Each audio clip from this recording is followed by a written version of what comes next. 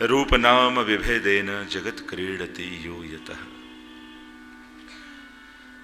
अत्र उपस्थित जिनके मनोरथ के कारण आज हम सब एकत्रित हुए हैं, ऐसा नागपुरीय परिवार एवं आ दिव्य कथा सुधारसनु रसपान करवावेला सर्वभाग्यवान भगवदी जनो। लगभग पिछले 2 वर्षों से एक संकल्प, जैसे पूज्य चरण ने कहा, काशी में भगवत कथा हो, यह संकल्प करके परिवार प्रयास कर रहा था। हमने भी प्रसन्नता अभिव्यक्त की, पर कथा की व्यवस्था हम कर सकते हैं, तारीख और समय तो ठाकुर जी ही तय करते हैं।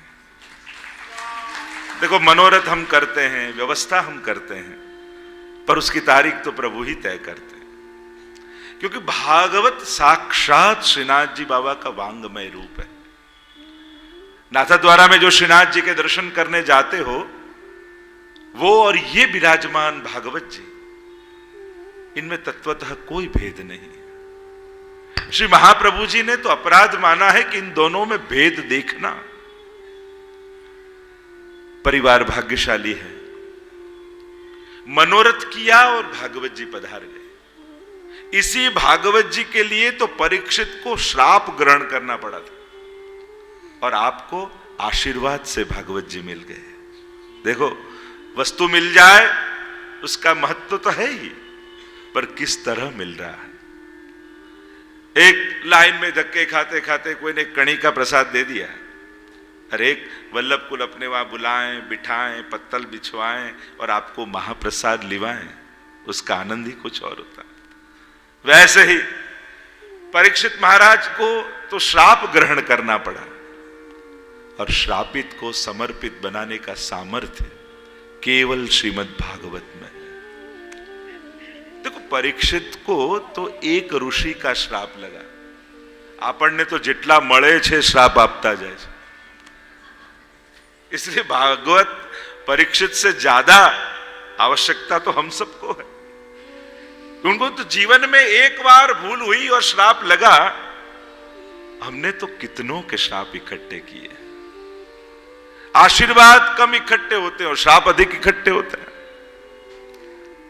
इसलिए बार मुझे तो कई बार लगता है कि जितनी आवश्यकता गीता जी की अर्जुन को नहीं थी, जितनी भागवत की आवश्यकता परीक्षित महाराज को नहीं थी, उससे अधिक आवश्यकता हम सबको है। प्रसन्नता का अवसर है।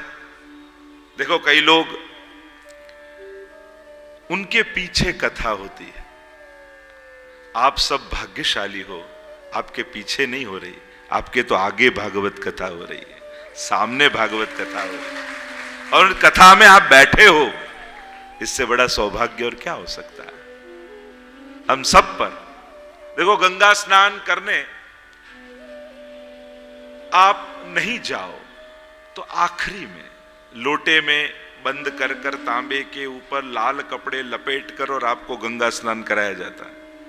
तो एक स्नान है कि लोग जाकर कराएं, और एक है हम स्वयं जाएं गंगा जी के तट ऊपर और गंगा जी में गोथा लगा कर आएं, उसका स्वयं आनंद लेकर आएं। एक है अपने पीछे कथा हो, और एक है हम बैठकर उस कथा का आनंद लें। दोनों में जो फर्क है,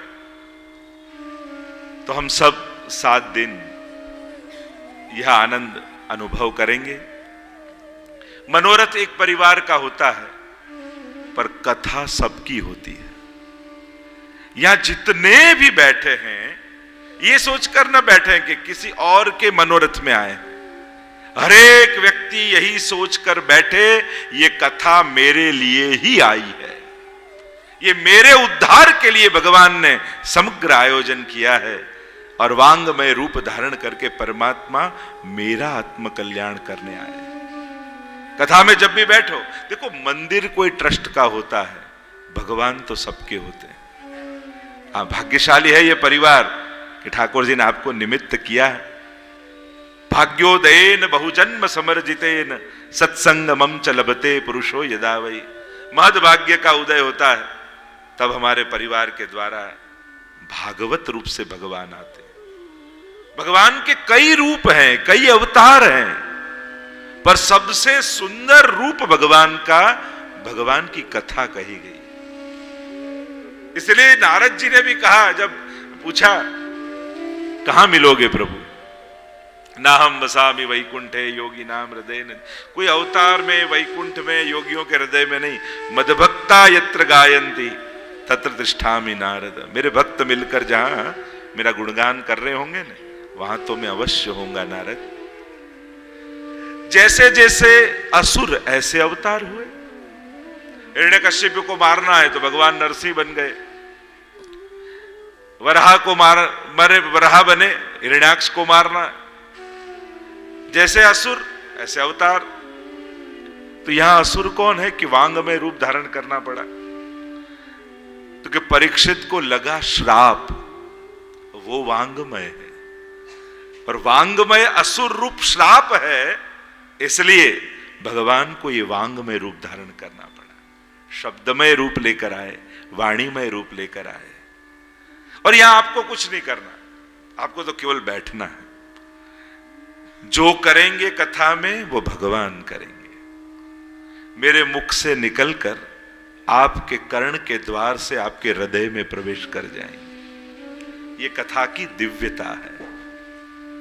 जहां देखो स्वरूप से विराजते हो तो सब भक्त को करना पड़ता है।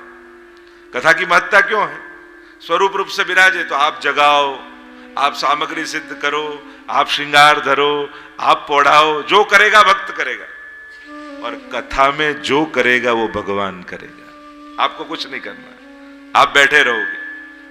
7 दिन आप कथा में बैठना, मैं गारंटी देता हूं 7वें दिन कथा में आप में बैठा दूंगा। ये कथा तुम्हारा हृदय में बेसी जैसे, और कथा दोनों पैरों से चलेगी, गुजराती और हिंदी, क्योंकि मुझे कहा गया आधे हिंदी वाले वैसे गुजराती है मूल, पर यहां रह रहकर हिंदी ज्यादा बोलने लगे, और गुजरात में रहकर मेरी थोड़ी हिंदी बिगड़ चुकी है, तो ये बहाने मैं भी प्रयास कर लूंगा हिंदी बोलने का और सुधारने का। तो वांगमय रूप है, शब्दमय रूप है। वैसे तो 8 प्रकार की प्रतिमाओं की शास्त्रों में चर्चा आई, शैली, दारूमयी, लौही, लेप्या, लेख्या च सैक्ति, मनोमयी, मणिमयी प्रतिमा अष्टविधा स्मृता। 8 प्रकार की भगवत प्रतिमाएं बताई गई। शैली शिला की, प्राय जो मंदिरों में मूर्ति देखते हैं, शैली। दारूमयी काष्ठ की, जगन्नाथपुरी आप जाओ दारूमयी। लौही धातु की। लेप्या लिपी हुई, बैठक जी आदि में जाओ तो लिप कर बनाते हैं चौतरा जी। लेख्या लिखी हुई, तो ज्यादा चर्चा में नहीं जा रहा, पर वांगमय रूप परमात्मा का है।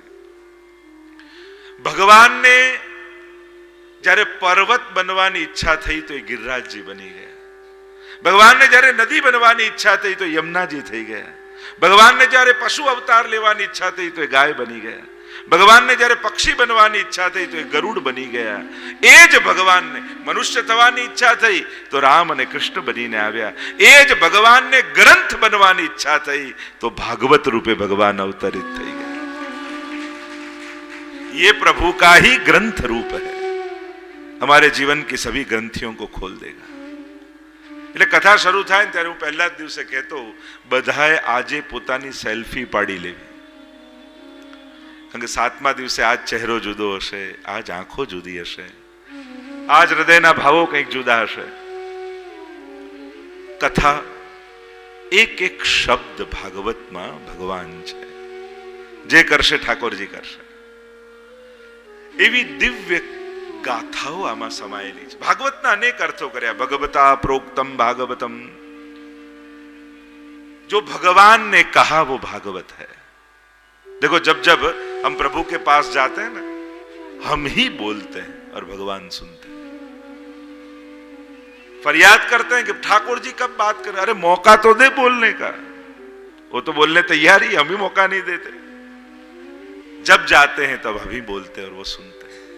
कथा यानी भगवान बोले और हम सुने। देखो हम जितना भगवान को मानते हैं ना, उतना भगवान का नहीं मानते। प्रभु को खूब मानते हैं, पर प्रभु का नहीं मानते, क्योंकि सुनते ही नहीं है वो क्या कह रहे हैं। तो भागवत कथा એટલે ભગવાનને સાંભળવાનો અવસર, ભાગવત કથા એટલે ભગવાનને સમજવાનો અવસર। અને જેને જોવા માટે કલાકો લાઈનમાં ઊભા રહીએ એને સમજવાનો ક્યારે આપણે પ્રયાસ કરતા નથી કે કોણ છે, એ કઈ રીતે કૃપા કરે છે, આ કઈ રીતે સંચાલન કરે। કેટલા પ્રશ્નો આપણા બધાના મનમાં હોય છે। શું આખી સૃષ્ટિનું સર્જન ભગવાને કર્યું હશે? શું આ જે કંઈ પણ થાય છે ભગવાનની ઈચ્છાથી થાય છે? અને ભગવાનની ઈચ્છાથી થાય છે તો હું પાપ કરું એ ભગવાને કરાવે ન કહેવાય? આ બધું જ સર્જન જો ભગવાન કરે તો કોઈને દુખી ને કોઈને સુખી કેમ બનાવે છે? આવું ભેદભાવ કેમ? શું ખરેખર ભગવાન હશે? શું ગોલોકધામ હશે? શું સ્વર્ગ નર્ક હશે? એવા તો કેટલા પ્રશ્નો આપણા બધાના મનમાં જાગે છે ને। જો જાગે છે તો આ કથા તમારા માટે જ આવી છે। શંકાથી સમાધાન સુધી લઈ જાય એ જ શ્રીમદ ભાગવત છે। શંકાનો નકશો લઈને શ્રદ્ધા સુધી જવું છે અને પગમાં લંકાની ધૂળ છે અને અવધ સુધી જવું છે। આપણી યાત્રા પ્રશ્નથી શરૂ થશે અને કૃષ્ણમાં વિરામ પામશે। પ્રશ્નથી કૃષ્ણ સુધીની યાત્રા એ શ્રીમદ ભાગવતની યાત્રા છે। અનેક પ્રકારના પ્રશ્નો લઈને આવેલો જીવ, શંકાઓ લઈને આવેલો જીવ જીવનમાં સમાધાન અને સમર્પણને પ્રાપ્ત થાય એ જ ભાગવતનું પરમ ફળ છે। પુનઃ આ પરિવારને સાધુવાદ આપું એમનો મનોરથ મનમાં થયો અને આ રીતે નાથદ્વારામાં બિરાજતા શ્રીનાથજી 7 દિવસ માટે આ સ્થાનમાં આવી ગયા। આ સ્થાનનું નામ જ એવું સુંદર છે કે કેટલા હોલ જોયા પણ આ નામ જોઈને ઠાકોરજી એવા લોભાઈ ગયા ને કે મારે તો અહીંયા જ બેસવું છે। અને એટલે ઠાકોરજી અહીંયા કથાનો નિર્ધાર કર્યો। प्रभु के नाम से ही सुंदर स्थान है और इसीलिए प्रभु એટલે કે હવે આ સ્થાન 7 દિવસ માટે નાથદ્વારા બની ગયું છે। અહીંયા શ્રીનાથજી બિરાજે છે। એવા જ વિવેક, એવા જ આદર, એવા જ ભાવ સાથે આની સીડીઓ ચડજો કે તમે શ્રીનાથજીના મંદિરમાં પ્રવેશ કરી રહ્યા છો। क्योंकि ये साक्षात श्रीनाथ जी का वांगमय रूप है। जरा भी न्यून मत जानना। अलौकिक तत्वों में कभी भी लौकिक भाव नहीं रखना चाहिए। लौकिकता की सीमा है और लौकिक भाव रखोगे तो सीमित प्राप्त कर पाओगे, अलौकिक भाव रखोगे तो अलौकिकता की प्राप्ति होगी। वो भले मंदिर में जाओ, गुरुजन के पास जाओ, कोई वल्लभपुर के पास जाओ, है तो मनुष्य ही। मनुष्य भाव रखोगे तो सीमित आशीर्वाद, पर वल्लभ का भाव रखोगे तो सीधे महाप्रभु जी के आशीर्वाद पाओगे। वैसे ही भागवत में कोई ग्रंथ देखोगे तो सीमितता है, पर श्रीनाथ जी को देखोगे तो श्रीनाथ जी के आशीर्वाद पाओगे। फल की प्राप्ति तो कहीं ना कहीं भक्त के मनोभावों से ही तो होती है। ऐसी दिव्य गाथाएं श्रीमद् भागवत में समाहित है। तो भागवत का एक अर्थ भक्त भी किया गया है। ये कहते हैं ना, ये तो परम भागवत है। भागवत का अर्थ भक्त भी होता है। अनेक भक्तों के चरित्रों को आप सुनोगे भागवत में। जो भगवान नो पण परिचय आपो होय तो भगवाने पण कोई भक्तनी ज कथा कहेवी पड़े।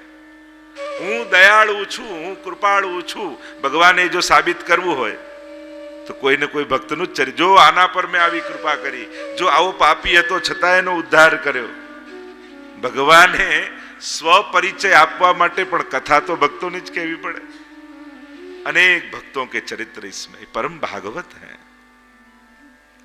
गोकुलनाथ जी के प्रसंगों में आता है, एक बार भागवत की कथा कर रहे थे सुबोधनी जी की, और कहते कहते कोई भक्तों के चरित्र शुरू कर दिए और भक्तों के चरित्र का इतना वर्णन किया कि उस दिन कथा ही रह गई। और कथा पूरी हुई तो वैष्णव ने कहा, जयराज आज ठाकुर जी की कथा तो रह गई। तब गोकुलनाथ जी ने कहा कि प्रभु की कथा रह गई, पर प्रभु की कथा को आज फल कह दियो। आज तो मैंने फल कहा ठाकुर जी की कथा का, क्योंकि प्रभु की कथा का फल ये भक्तों के चरित्र ही है। क्योंकि उन्हें सुनना तो स्वयं ठाकुर जी को भी बड़ा प्रिय है। जहां जहां भक्तों की कथा होती हो ना, तो वहां ठाकुर जी आ जाते। मदभक्ता यत्र गायन्ति तत्र तिष्ठामि नारद, मैं वहां निश्चित होता हूं। तो ऐसी महत्ता ये भागवत की कथा की है। भगवता उदितम, ये भागवत के आदि वक्ता तो स्वयं भगवान ही है। जब नाभि कमल से ब्रह्मा जी प्रकट हुए और 4 श्लोक में सर्वप्रथम भगवान ने ही तो भागवत की कथा ब्रह्मा जी को सुनाई, और ये 18,000 श्लोक उसी 4 श्लोक का विस्तार है। तो ऐसी दिव्य कथा में हम बैठे हैं।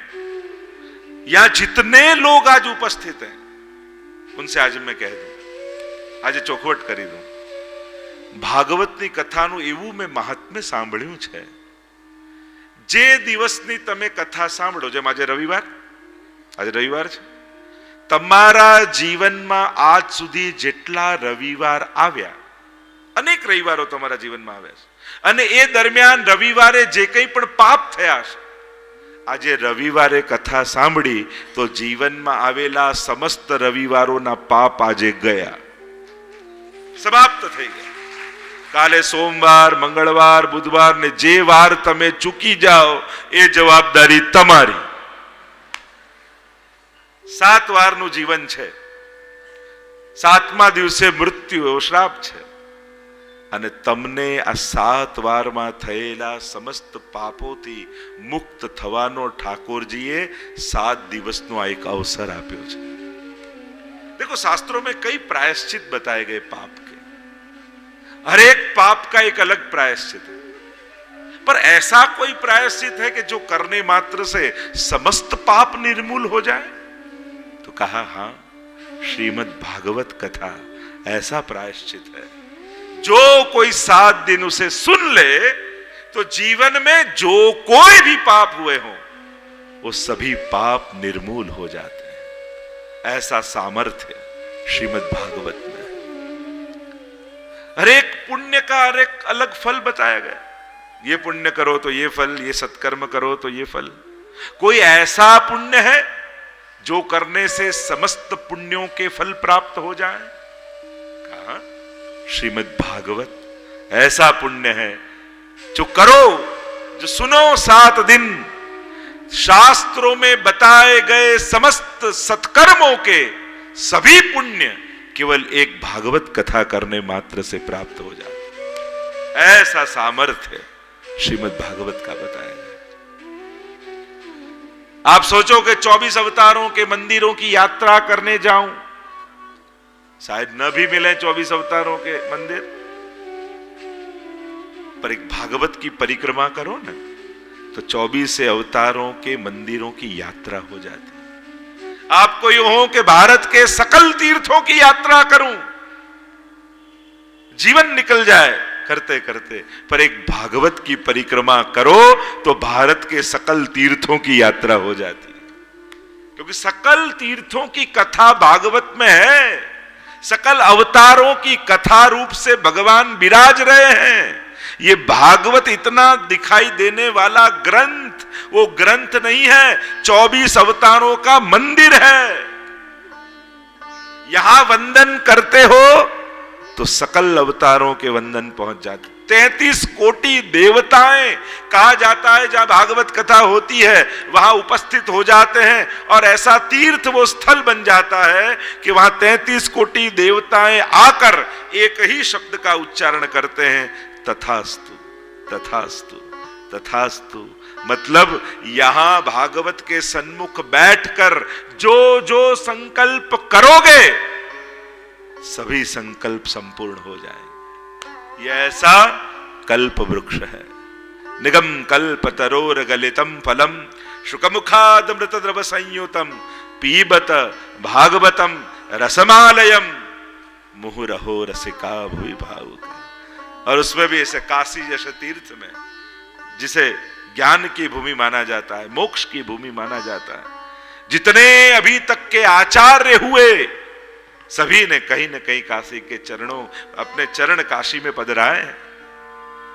ऐसी ये विश्वनाथ की भूमि, महाप्रभु जी की बैठक जी जहां विराजते हैं, मुकुंद राय जी जहां विराजते हैं, कितने कितने प्रसंग हमारे यहां तो 84-252 के काशी के अंतर्गत आते हैं। कैसे भगवती जनों के, सेठ पुरुषोत्तम दास का जहां घर हो और जिनके कुएं से समस्त व्रजभक्त प्रकट हुए हो, नंद महोत्सव जहां महाप्रभु जी ने किया, कैसे कैसे सुंदर प्रसंग हमारे यहां काशी के अंतर्गत माने गए।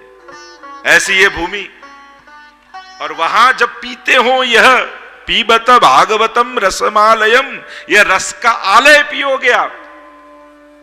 तो काशी में सब पान के बड़े शौकीन होते हैं, और कहा जाता है यहां पान खाते नहीं, यहां तो पान को जमाया जाता है। कहते हैं गाल में ऐसे जमा देते हैं कि धीरे धीरे उसका रस पीते रहते हैं, पीते रहते हैं, पीते रहते हैं, पीते रहते हैं। पान के शौकीन, बस उन पान के शौकीनों के लिए ही तो कथा है। पीबत भागवतम रसमालयम, इसको पियो। 7 दिन भागवत के कथा का पान करेंगे। अब उस पान को रख देना, अब इस पान को हम 7 दिन पिएंगे, बस वो मुख से और ये कर्ण से, इसको कर्ण से पान करेंगे। और धीरे धीरे मुंह रहो बारंबार, देखो खाने को नहीं कहा इसको, पान पीबत, आज्ञार्थ प्रयुक्त किया, पीबत पियो, रसमालयम, यह रस का